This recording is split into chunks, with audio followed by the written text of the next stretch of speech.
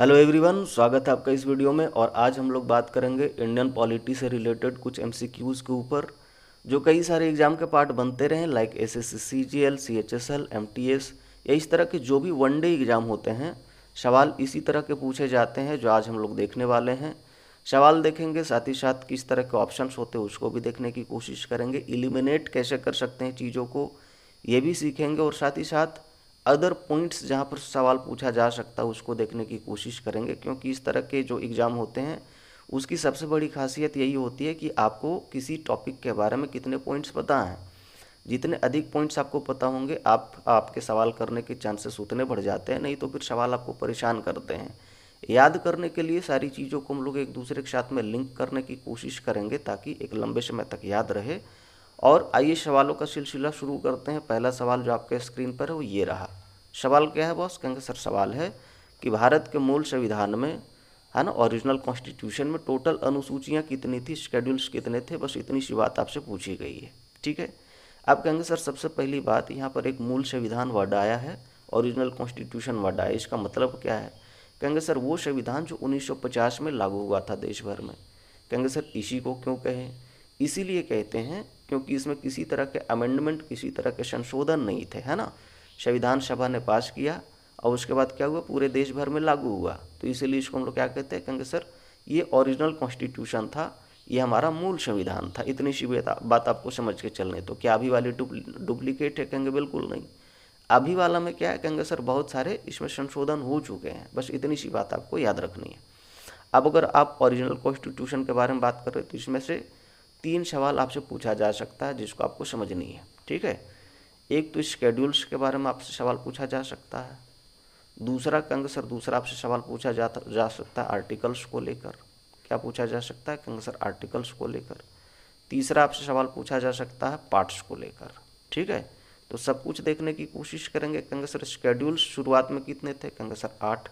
क्या अभी चेंज होके हुए हैं? कहेंगे बिल्कुल चेंज होके कितने हुए? कहेंगे सर 12 हो चुके हैं। तो अगर 8 हुए थे तो इसका मतलब मूल संविधान में कितना था? कहेंगे 8। यही आंसर सही, ऑप्शन बी। आर्टिकल्स कितना हुआ करता था? कहेंगे सर 395। कितना? कहेंगे सर 395। अभी कितना है? कहेंगे सर अभी है लगभग 450 प्लस। कितना? कहेंगे सर 450 प्लस। इतनी सी बात आपको याद रखनी है, ठीक है। हर किताब में डेटा अलग अलग मिलेगा, लेकिन अभी एक रफ आइडिया आप याद रखो कि सर इतनी है। पार्ट्स कितने थे? कहेंगे सर उस समय तो 22 थे। अभी कितने? कहेंगे सर अभी 25 है। तो ये आपको एक डेटा याद रखनी है। अब अगर हम लोग बात करें शेड्यूल्स के बारे में कि सर ये 12 हुए तो कौन कौन बढ़े? कहेंगे सर 8 तक तो ऐसे ही सीधे सीधे थे, है ना, शेड्यूल 1 2 3 ऐसे करके। तो बढ़ा कौन? कहेंगे सर एक तो 9वां बढ़ा, उसके बाद कहेंगे सर एक तो 10वां बढ़ा, उसके बाद कहेंगे सर 11वां बढ़ा, उसके बाद 12वां बढ़ा। तो ये 4 शेड्यूल्स बढ़े हुए हैं। अब अगर ये बढ़े हुए तो इसका मतलब है कि इस पर किसी भी तरह के सब्जेक्ट जुड़े होंगे, है ना, किसी न किसी वजह से तो आया ना कॉन्स्टिट्यूशन में। कहेंगे बिल्कुल। तो क्या हुआ? कहेंगे सर 9वां जो आया वो 1951 में आया। कब? कहेंगे सर 1951 में। आप यहाँ पर ध्यान से देखोगे, लिंक करोगे तो क्या है? कहेंगे सर 1950 में संविधान लागू हुआ, 1951 में क्या हुआ? संविधान में संशोधन हुआ, ठीक। और ये पहला संविधान संशोधन था जिसमें 9वीं अनुसूची जोड़ी गई थी। बस इतनी सी बात आपको याद रखनी। अब जोड़ी गई तो किसी न किसी कारण से जोड़ी गई होगी। कहेंगे बिल्कुल। तो जोड़ी गई थी जुडिशियल स्क्रूटनी के लिए। किस लिए? कहेंगे सर जुडिशियल स्क्रूटनी के लिए। कहेंगे सर शब्द बहुत अच्छा लग रहा है सुन के, है ना। आसान भाषा में समझ लो कि क्या मतलब था। जुडिशरी सरकार के हिसाब से काम करे, तो इसके लिए क्या किया गया था? जुडिशियल स्क्रूटनी के नाम पर 9th शेड्यूल्स को जोड़ा गया, जहाँ पर ये सारे प्रोविजंस किए गए थे। बस इतनी सी बात है, ठीक है। आगे बढ़ते हैं। कहेंगे सर 10वीं अनुसूची किस लिए आई थी और कब आई थी? कहेंगे सर ये एक तो 1985 में आई थी। दूसरी बात, कहेंगे सर ये आया था एंटी डिफेक्शन के लिए। किस लिए? कहेंगे सर एंटी डिफेक्शन। कहेंगे सर ये कौन सी बात होती है? कहेंगे सर आसान भाषा में समझ लो कि जो दल बदल था ना उसको रोकना था। अब कहेंगे सर कहाँ हो रहा था? पॉलिटिकल पार्टीज में। क्या करते थे लोग? कहेंगे सर किसी पार्टी ए से मान के चलो चुनाव लड़ते थे। जीतने के बाद क्या करते थे? पैसों की लालच या समथिंग, किसी न किसी ब्राइब के वजह से या कुछ भी आप बोल दो, तो उसके वजह से क्या होता था? पार्टी बी में चले जाते थे, इससे सरकारें गिर जाती थी। तो उसको रोकने के लिए एंटी डिफेक्शन का प्रोविज़न करना था। तो कहाँ किया गया? कहेंगे सर 10th शेड्यूल्स में, 10वीं अनुसूची में। इतनी सी बात आपको याद रखनी है, ठीक है। तो कभी कभी डायरेक्ट सवाल आ जाता है कि सर 10वीं अनुसूची का संबंध किससे है, तो ध्यान रखना कि एंटी डिफेक्शन से है ना, दल बदल निरोध के जो प्रोविजन है उससे है, ठीक है। या फिर डायरेक्ट पूछा जा सकता है, बताइए एंटी डिफेक्शन का प्रोविजन कहाँ पर किया हुआ है, किस अनुसूची में किया हुआ है, तो ध्यान रखना कि ये 10वीं अनुसूची में किया हुआ है, ठीक है। अब आते हैं 11वीं अनुसूची, कब आई, कहेंगे सर 1992 में। कब आई, कहेंगे सर 1992 में। इसमें क्या प्रोविजन है, कहेंगे सर बेसिकली इसमें पंचायती राज का प्रोविजन है। क्या है, कहेंगे सर पंचायती राज। तो उस बात का प्रोविजन आपको कहाँ पर मिलेगा, कहेंगे सर 11वीं अनुसूची में। कब आई, कहेंगे सर 1992 में। अब 12वीं अनुसूची कब आई ये भी जान लो, कहेंगे सर ये भी आई 1992 में ही। इसमें कौन सी बात का प्रोविजन है, कहेंगे सर इसमें बात का प्रोविजन है म्यूनिसिपैलिटीज के लिए। किसके लिए, कहेंगे सर म्यूनिसिपैलिटीज के लिए, है ना। तो ये सारी जो चीज़ें हैं आप लिंक करके चलना, तो सारी चीज़ें याद रहेगी।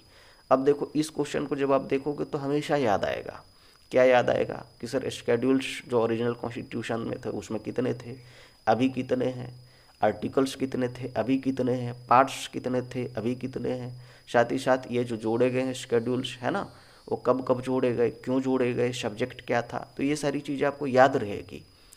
इसी तरह से सारी चीज़ों को लिंक करके और पढ़ने की कोशिश करना, तो सारी चीज़ें आपको याद रहेगी। एग्जाम पर भी रिकॉल करोगे तो बहुत जल्दी जल्दी रिकॉल होगा, है ना, सारा चीज़।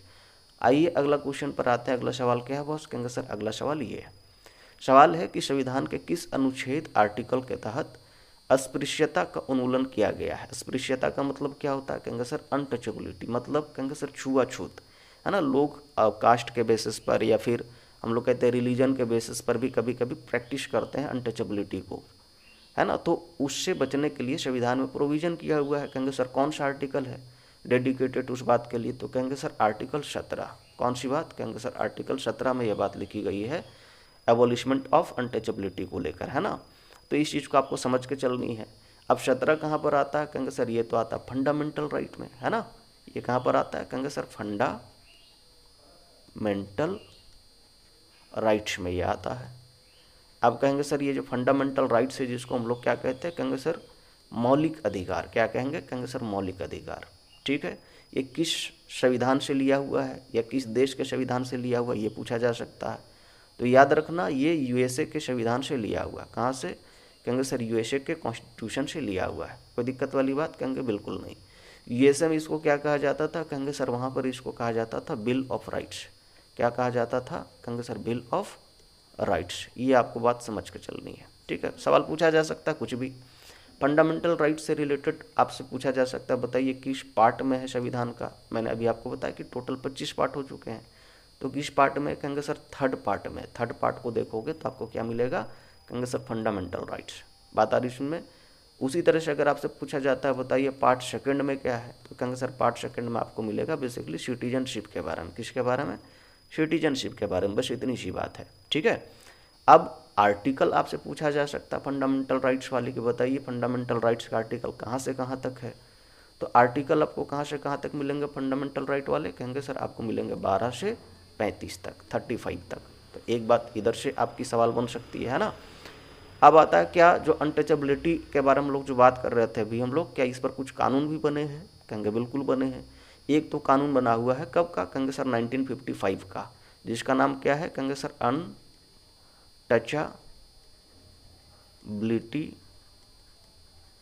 एक्ट, ठीक है। कब का है, कहेंगे सर 1955 का। तो ये कानून बना हुआ है जिसको पूछा जा सकता है पेपर पर। अब क्या हुआ, कहेंगे सर इसी को रीनेम कर दिया गया, मतलब नाम बदल दिया गया। और नाम बदल के क्या किया गया, कहेंगे सर इसके जगह पर रखा गया नाम protection of civil rights act, है ना। तो कुछ इस तरह करके नाम रखा गया। कब किया गया ये चीज़, कहेंगे सर 1955 में ही किया गया था। तो आप इस चीज़ को ध्यान रखना कि अनटचेबिलिटी एक्ट जो है 1955 का, उसका नाम भी चेंज हो गया अब, है ना। अब क्या है, कहेंगे sir protection of civil rights act, कुछ इस तरह से करके नाम है। बात क्लियर है। इसी को फिर से नाम चेंज किया गया, या फिर अनटचेबिलिटी एक्ट जो है इसी का नाम फिर से चेंज किया गया।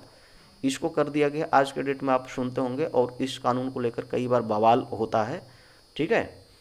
इसका नाम क्या है, कहेंगे सर SC/ST एक्ट। आपने नाम सुना होगा, मतलब इस कानून का तो आज के डेट में जलवा है बॉस। मतलब आप पर सिर्फ ये आरोप लग जाता है ना कि आपने जाति सूचक शब्द किसी के लिए यूज किया है, ये एक्ट लागू हो जाती है, पुलिस पहले आपको उठाएगी, जांच भी नहीं होगी, पहले पुलिस उठाएगी। क्योंकि मोदी गवर्नमेंट आने के बाद इस एक्ट को क्या किया गया, कहेंगे थोड़ा सा और मजबूत किया गया है। तो जिसके आधार पर प्रोविजंस इस तरह से हो गए हैं कि अगर जाति सूचक शब्द आपने यूज किया किसी के खिलाफ, है ना, डेरोगेटरी तौर पर, तो वहाँ पर पुलिस आपको डायरेक्ट उठा लेगी, ठीक है। उसके बाद जांच होती रहेगी। और ये कब हुआ, कहेंगे सर ये 1989 में ये आया था। तो इतनी सी बात आपको याद रखनी है, बहुत सारे पॉइंट्स इसमें से कवर हो गए आपके, ठीक है। आगे बढ़ते हैं, अगला सवाल पर आते हैं। अगला सवाल क्या है बॉस, कहेंगे सर अगला सवाल है ये कि भारतीय संविधान का कौन सा भाग संविधान की आत्मा कहलाता है। अब देखो, इस सवाल को पूछने के दो तरीके हो सकते हैं। आत्मा वाला जो सवाल है ना, सोल ऑफ कॉन्स्टिट्यूशन, अगर ये पूछा जाता है तो एक तो आपको आर्टिकल के आधार पर पूछा जा सकता है कि कौन सा आर्टिकल है जिसको संविधान की आत्मा कहा जाता है और किसने कहा था। तो ध्यान रखना, आर्टिकल 32 को हम लोग क्या कहते हैं, कहेंगे सर संविधान की आत्मा कहते हैं। और सबसे पहली बार किसने कहा था, कहेंगे सर अम्बेडकर ने कहा था। किसने, कहेंगे सर अम्बेडकर ने कहा था इस चीज़ को। बात क्लियर है। तो इस चीज़ से सवाल पूछा जा सकता है। लेकिन यहाँ पर जिस तरह से आपको मिलेंगे ऑप्शन, वहाँ पर तो आपको आर्टिकल 32 नहीं मिलेगा। फिर कौन सा ऑप्शन टिक करें, कहेंगे सर ऑप्शन बी टिक करेंगे, उद्देशिका, जिसको हम लोग क्या कहते हैं, कहेंगे सर प्रस्तावना कहते हैं।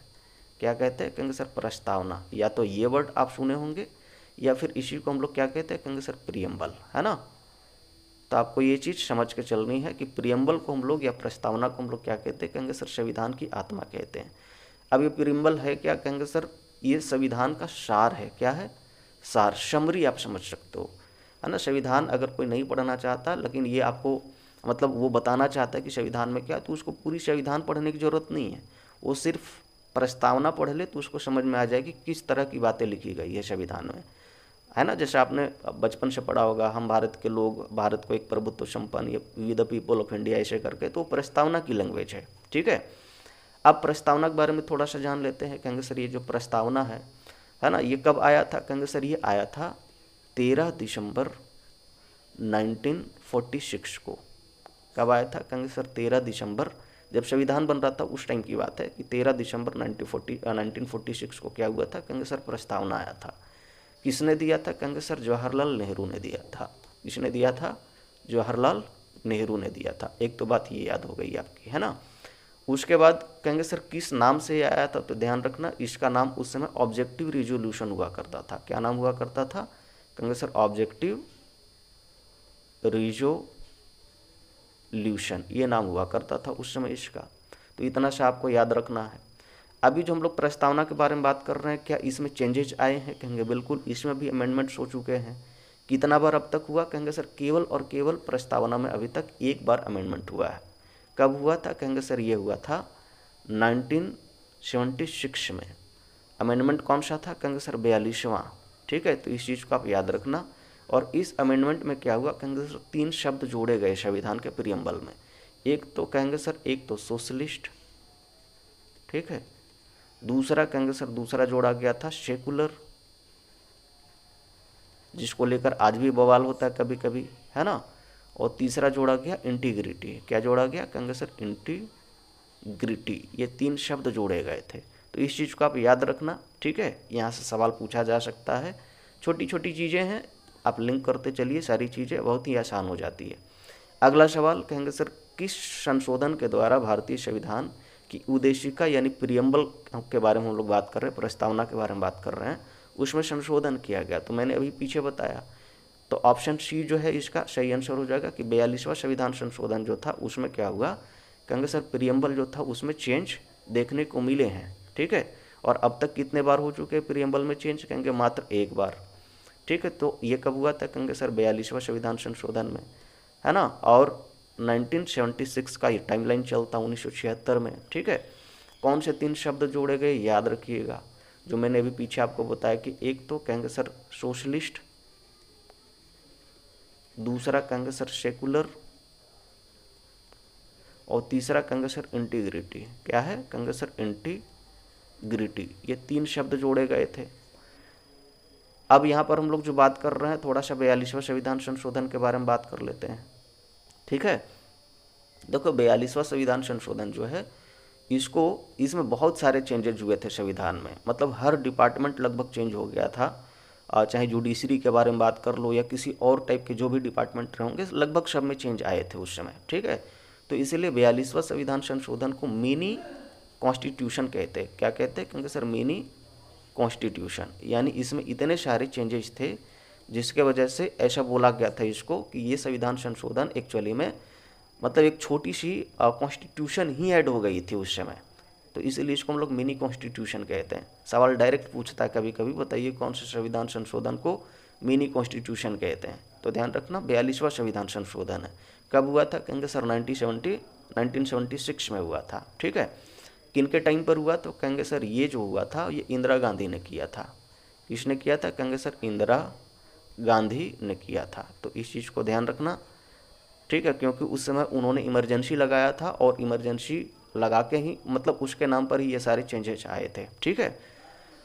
अच्छा, ये जो 42वां संविधान संशोधन है किसके रिकमेंडेशन पर हुआ था? तो वो नाम याद रखना, वो भी पूछा जा सकता है। क्या नाम है? कहेंगे सर स्वर्ण सिंह मेहता। क्या नाम है? कहेंगे सर स्वर्ण सिंह मेहता। तो इस कमेटी के नाम पर ही ये सारी जो चीज़ें हैं वो करी गई थी।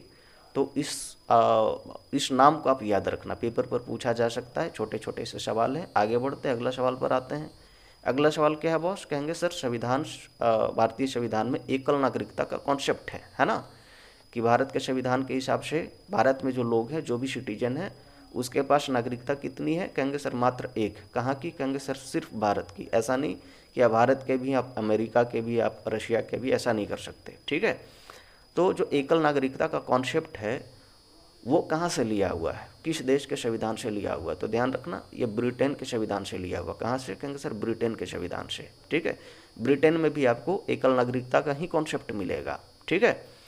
अब अगर हम लोग सिटीजनशिप के बारे में बात कर रहे हैं तो थोड़ा सा इसमें भी घुसेंगे। कहेंगे सर एक तो बात कि सिटीजनशिप जो है इसका प्रोविज़न किस पार्ट में किया हुआ है? तो ध्यान रखना कि पार्ट सेकंड अगर आप देखोगे कॉन्स्टिट्यूशन का, तो वहाँ पर क्या है? कहेंगे सर सिटीजनशिप का कॉन्सेप्ट आपको मिलेगा, या वहाँ पर मतलब बेसिकली प्रोविजंस मिलेंगे, ठीक है। अब सिटीजनशिप में कितने आर्टिकल्स आते हैं ये भी, या कौन कौन से आर्टिकल आते हैं ये भी आपसे पूछा जा सकता है। कहेंगे सर आर्टिकल को अगर देखना है तो सिटीजनशिप में आपको मिलेंगे 5 से 11 तक। कहाँ से? कहेंगे सर 5 to 11। ये जो आर्टिकल है ये बेसिकली क्या है? कहेंगे सर सिटीजनशिप के लिए आए हुए हैं। दूसरी बात, अगर हम लोग इसी में बात करें तो सिटीजनशिप का ये जो मामला है वो किस लिस्ट में आता है? तो ध्यान रखना, ये यूनियन लिस्ट में आता है। किस में आता है? कहेंगे सर यूनियन लिस्ट में आता है। बस इतनी सी बात, यानी कि इस पर जो भी कानून बनाएगी वो कौन बनाएगी? कहेंगे सर सेंटर बनाएगी, इतनी सी बात है ना। स्टेट गवर्नमेंट इस पर कानून नहीं बना सकती। साथ ही साथ क्या इस पर किसी भी तरह के लॉज बने हैं, कानून बने हैं? कहेंगे बिल्कुल बने हैं। नाम क्या है? कहेंगे सर द सिटीजनशिप एक्ट। और ये कब का है? कहेंगे सर ये है 1955 का। तो इस चीज़ को भी आप याद रखना, सवाल पूछा जा सकता है कल के डेट में आपसे। आगे बढ़ते हैं, अगला सवाल पर आते हैं। अगला सवाल क्या है? कहेंगे सर अगला सवाल ये है कि भारत के राष्ट्रपति को उसके पद से हटाने का जो अधिकार होता है वो किसे प्राप्त है, ठीक है। तो प्रधानमंत्री को है? कहेंगे बिल्कुल नहीं। कहेंगे सर सर्वोच्च न्यायालय को है? कहेंगे बिल्कुल नहीं। संसद के अध्यक्ष को है? कहेंगे ये भी नहीं। तो आंसर क्या है? कहेंगे सर ऑप्शन सी। तो आप ऐसे चीज़ों को इलिमिनेट कर सकते हैं। किसको है? कहेंगे सर संसद को है। कहेंगे सर संसद के पास में ये राइट होता है कि वो प्रेसिडेंट को हटा सके। अब हटाने के बारे में बात हो रही तो इसका मतलब है कोई आर्टिकल इसमें शामिल होगा संविधान का? कहेंगे बिल्कुल। कौन सा आर्टिकल इसके अंदर में आता है? कहेंगे सर आर्टिकल 61। कौन सी आर्टिकल? कहेंगे सर आर्टिकल 61। तो इस चीज़ को आप याद रखना, यानी आर्टिकल 61 में क्या है? कहेंगे सर प्रोसीजर है किसका हटाने का? कहेंगे सर प्रेसिडेंट को हटाने का। अच्छा, इसमें क्या है? कहेंगे सर एक शब्द यूज होता है, ठीक है। इस प्रोसेस के लिए क्या है? कहेंगे सर एक शब्द यूज होता है, उसका नाम क्या है? कहेंगे सर उसका नाम है इम्पीचमेंट। क्या नाम है? कहेंगे सर इम्पीचमेंट, ठीक है। तो इस नाम का शब्द है जिसको हिंदी में क्या कहते हैं? कहेंगे सर इसको कहते हैं महाभियोग। क्या कहते हैं? कहेंगे सर इसको महाभियोग कहते हैं इस शब्द को हिंदी में, ठीक है। कहेंगे सर इतना इंपॉर्टेंट क्यों है ये शब्द? क्योंकि इसीलिए इंपॉर्टेंट है क्योंकि ये जो शब्द है ना वो केवल और केवल प्रेसिडेंट के लिए यूज होता है। केवल और केवल किसके लिए यूज होता है? कहेंगे सर प्रेसिडेंट के रिमूवल के लिए यूज होता है, बस इतनी सी बात है, ठीक है। इसी तरह का सेम प्रोसीजर यूज होता है किसको हटाने में? कहेंगे सर हाई कोर्ट के जो जजेज होते हैं या फिर सुप्रीम कोर्ट के जजेज होते हैं, उसको भी हटाने के लिए सेम प्रोसीजर यूज होता है। लेकिन वहाँ पर क्या है? कहेंगे सर वहाँ पर ये शब्द यूज नहीं होता है इम्पीचमेंट, केवल और केवल क्या है? कहेंगे सर प्रेसिडेंट के लिए यूज होता है। तो इसीलिए शब्द बहुत इंपॉर्टेंट हो जाता है जहाँ पर सवाल आपसे पूछी जा सकती है। बात क्लियर है? आगे बढ़ते हैं इसी में। कहेंगे सर ये जो इम्पीचमेंट का प्रोसेस है कहाँ पर लाया जाता है? कहेंगे सर ये इम्पीचमेंट का प्रोसेस लोकसभा या राज्यसभा कहीं पर भी लाया जा सकता है। बात क्लियर है? तो इस चीज़ को आप याद रखना कि लोकसभा राज्यसभा कहीं पर भी लाया जा सकता है इम्पीचमेंट का प्रोसेस, ठीक है। अब प्रेसिडेंट के बारे में अगर हम लोग बात कर रहे हैं तो ये किस पार्ट में आपको मिलेगा? तो प्रेसिडेंट के बारे में जो भी प्रोविजंस है वो पार्ट 5 में आपको मिलेंगे। कहाँ पर मिलेंगे? कहेंगे सर पार्ट 5 में। यूनियन करके नाम है, द यूनियन कुछ ऐसे करके नाम है ना संविधान में। तो वहाँ पर क्या है? कहेंगे सर बहुत सारे ऑफिसेस के बारे में चर्चा है, उसमें से प्रेसिडेंट एक है, ठीक है। यहाँ पर आर्टिकल जो प्रेसिडेंट के लिए मिलेगा वो कहाँ से कहाँ तक मिलेगा? तो कहेंगे सर आर्टिकल जो कवर होता है वो आर्टिकल 52 टू 62 तक, यहाँ तक आपको आर्टिकल कवरेज देखने को मिलेगा। बात क्लियर है? उसमें आर्टिकल 52 के बारे में बात करेंगे तो भारत का एक प्रेसिडेंट होगा, ये बात लिखी हुई है, ठीक। और 61 में क्या है? कहेंगे सर 61 में बेसिकली कैसे रिमूव किया जाएगा प्रेसिडेंट को, प्रोसेस क्या है उसके बारे में क्या है? कहेंगे सर ये बात लिखी हुई है। तो इतना सा आप याद रखिएगा। आगे बढ़ते हैं, अगला सवाल पर आते हैं। अगला सवाल क्या है? कहेंगे सर अगला सवाल ये है, सवाल है राज्यसभा का सभापति जो होता है वो कौन होता है, ठीक है। तो आंसर क्या हो जाएगा? कहेंगे सर ये सवाल बहुत सारे एग्जाम में पूछा गया, इसीलिए मैंने इसको शामिल किया। छोटा सवाल है तो इसका एक्सप्लेनेशन मैं बहुत लंबा नहीं दूंगा, लेकिन हाँ इस तरह के सवाल पूछे जाते रहे इसीलिए मैंने इसको शामिल किया, बस इतनी सी बात है, ठीक है। तो जो राज्यसभा का सभापति होता है वो कौन होता है? कहेंगे सर उपराष्ट्रपति होता है, इतनी सी बात आपको याद रखनी है, ठीक है। आगे बढ़ते हैं, अगला सवाल पर आते हैं। अगला सवाल क्या है बॉस? कहेंगे सर अगला सवाल है ये वाली। सवाल है कि भारत का प्रधानमंत्री बनने के लिए जो न्यूनतम आयु है ना, जो मिनिमम एज होती है to become the prime minister of India, वो कितनी वर्ष की होती है? कहेंगे सर ये डिपेंड करता है आप किस हौज से जा रहे हैं। वैसे इसका ऑप्शन डी सही हो जाएगा कि 25 वर्ष की उम्र होती है, ये सही आंसर है। लेकिन थोड़ा सा आप एक्स्ट्रा जान लो। देखो प्राइम मिनिस्टर अगर आपको बनना है तो दोनों हौसेस से बन सकते हैं, यानी कि लोकसभा राज्यसभा दोनों से बनाया जा सकता है ना किसी को प्राइम मिनिस्टर। तो अगर आप लोकसभा के थ्रू जा रहे हो तो इसका मतलब 25 वर्ष ये आपकी क्राइटेरिया होनी चाहिए। और अगर आप राज्यसभा से जा रहे हो तो उस समय क्या है? कहेंगे सर उसमें 30 वर्ष का जो उम्र है वो कंप्लीट होना चाहिए। क्या राज्यसभा का आदमी जो है वो प्राइम मिनिस्टर बन सकता है? कहेंगे बिल्कुल बन सकता है, कोई दिक्कत वाली बात नहीं है। उसमें अलग तरीके से प्रोविजंस किए हुए हैं, बस उसको फॉलो करना होता है, ठीक है। अच्छा ये 21 वर्ष किस लिए? कहेंगे सर 21 वर्ष जो है बेसिकली जो प्रधानी का चुनाव लड़ते हैं ना गाँव में, तो वहाँ पर क्या है? कहेंगे सर पंचायत इलेक्शंस के लिए बेसिकली 21 वर्ष की उम्र का क्राइटेरिया है। तो आप इसको भी याद रखना, हो सकता है सवाल पूछा जाए कल के डेट पर, ठीक है। आगे बढ़ते हैं, अगला सवाल पर आते हैं। अगला सवाल ये है, सवाल है कि संविधान के किस अनुच्छेद के अंतर्गत धन विधेयक को यानी मनी बिल को क्या है? कहेंगे सर परिभाषित किया गया है, डिफाइन किया गया है, ठीक है। मनी बिल डिफाइन किया गया आर्टिकल 110 में। कहाँ पर? कहेंगे सर आर्टिकल 110 में।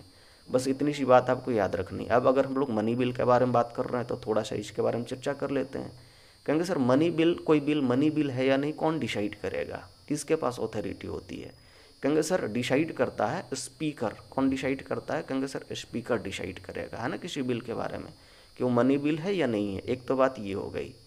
दूसरी बात कहेंगे सर मनी बिल, ये जो हम लोग बात करते हैं प्रोविज़न, इसका आर्टिकल के साथ में क्या लेना देना? कहेंगे सर 110 के साथ लेना देना है। साथ ही साथ ये जो मनी बिल है जब भी आएगी प्रेसिडेंट के रिकमेंडेशन पर आएगी। किसके रिकमेंडेशन पर? कहेंगे सर प्रेसिडेंट जो होंगे वो क्या करेंगे? कहेंगे सर इसको रिकमेंड करेंगे, ठीक है, रिकमेंड करेंगे इस बिल को। तो इतनी सी बात आपको याद रखनी है। अब चूंकि प्रेसिडेंट खुद इस बिल को रिकमेंड कर रहे हैं तो जब साइन होने के लिए उनके पास जाएगा तो क्या वो रिटर्न करेंगे? कहेंगे सर उसको रिटर्न नहीं कर सकते। क्या नहीं कर सकते? कहेंगे सर रिटर्न प्रेसिडेंट कभी नहीं कर सकते इस चीज़ को, क्योंकि यह प्रेसिडेंट के रिकमेंडेशन पर ही आया था ये बिल। बात समझो, है ना, सवाल बना सकता है। तो इसीलिए सारी चीज़ों को आप लिंक करते चलिए। अगली बात कि सर यहाँ पर जॉइंट सेशन का मतलब जो हम लोग कहते हैं ना कि सर किसी बिल पर राज्यसभा लोकसभा का क्या जॉइंट जो सीटिंग है वो क्या हो सकता है? कहेंगे बिल्कुल नहीं। यहाँ पर जॉइंट सीटिंग का जो हम लोग बात कर रहे हैं वो किसी भी तरह का कोई प्रोविजंस नहीं है। तो इस चीज़ को भी ध्यान रखना कि जॉइंट सीटिंग इसमें नहीं हो सकता लोकसभा राज्यसभा का, ठीक है। तीसरी बात, चौथी बात जो भी आप याद रखना चाहो कि सर ये जब भी आएगा कहाँ पर आएगा? कहेंगे सर लोकसभा में आएगा। कहाँ पर आएगा? कहेंगे सर लोकसभा में ही इसको लाई जाती है, ठीक है। लोकसभा में आएगा, ज्वाइंट सीटिंग नहीं हो सकती इस पर प्रेसिडेंट इसको रिटर्न नहीं कर सकते, साथ ही साथ प्रेसिडेंट के रिकमेंडेशन पर ही आती है। अब चूंकि ये जो हम लोग बात कर रहे हैं मनी बिल के बारे में कि ज्वाइंट सीटिंग नहीं हो सकती, तो क्या जब ये राज्यसभा में जाता है तो क्या वहाँ पर राज्यसभा इसको रिजेक्ट कर सकती है या अमेंड करने की पावर उसमें होती है? कहेंगे बिल्कुल नहीं। तो राज्यसभा के पास में क्या है? कहेंगे सर ना तो उसको रिजेक्ट कर सकती है, ठीक है, और ना इसमें अमेंडमेंट कर सकती है। अमेंड जिसको कहते हैं ना संशोधन करना, तो राज्यसभा जो है वो क्या है? कहेंगे सर राज्यसभा इसमें किसी भी तरह का कोई चीज़ नहीं कर सकती, ठीक है। तो इस चीज़ को ध्यान रखना कि राज्यसभा ना तो रिजेक्ट कर सकती, ना तो अमेंड कर सकती, ना तो ज्वाइंट सेशन में भाग ले सकती है, ठीक है। तो ये सारे कुछ कुछ पॉइंट्स रहे मनी बिल को लेकर जिसको आपको याद रखनी है, जहाँ पर सवाल पूछा जा सकता है। आगे बढ़ते हैं। अच्छा, ये आर्टिकल 52 का संबंध किसके साथ में? कहेंगे सर प्रेसिडेंट के साथ में, ठीक है। तो ये भी आप याद रखना, जो अभी हम लोग पीछे बात कर रहे थे, चीज़ों को आप मिला के चलिए, है ना। आगे बढ़ते हैं, अगला सवाल पर आते हैं। अगला सवाल क्या है बॉस? कहेंगे सर अगला सवाल ये है, सवाल है कि राज्यसभा का सदस्य बनने के लिए जो न्यूनतम आयु होती है वो कितनी वर्ष की होती है, ठीक है, कि minimum age to become member of जो राज्यसभा है वो कितनी वर्ष की होती है। तो मैंने अभी आपको पीछे बताया था कि अगर आप लोकसभा के हैं तो 25 वर्ष की उम्र होनी चाहिए, है ना, मेंबर ऑफ लोकसभा बनने के लिए। बात क्लियर है। राज्यसभा है तो इसका मतलब है कि आपकी उम्र 30 साल, ये क्राइटेरिया कंप्लीट होनी चाहिए। तो इसीलिए इसका ऑप्शन क्या हो जाएगा? कहेंगे सर ऑप्शन बी सही हो जाएगा। इतनी सी बात है, कोई दिक्कत वाली बात? कहेंगे बिल्कुल नहीं। तो इस तरह से हमारे क्या है? कहेंगे सर आज के 10 सवाल जो थे वो कंप्लीट होते हैं। आपको अब तक लग गया होगा कि ये 10 सवाल नहीं है, बल्कि मतलब 50, 60, 70 क्वेश्चन तो आपके कवर हो ही गए होंगे। सारी चीज़ों को हम लोग इसी तरह से देखने की कोशिश करेंगे फर्दर। आज ये पहला वीडियो रहा इस चैनल पर, तो आपका सपोर्ट जो है बहुत ही ज़रूरी है इस चैनल पर। तो सपोर्ट करने के लिए चैनल को सब्सक्राइब जरूर करिएगा।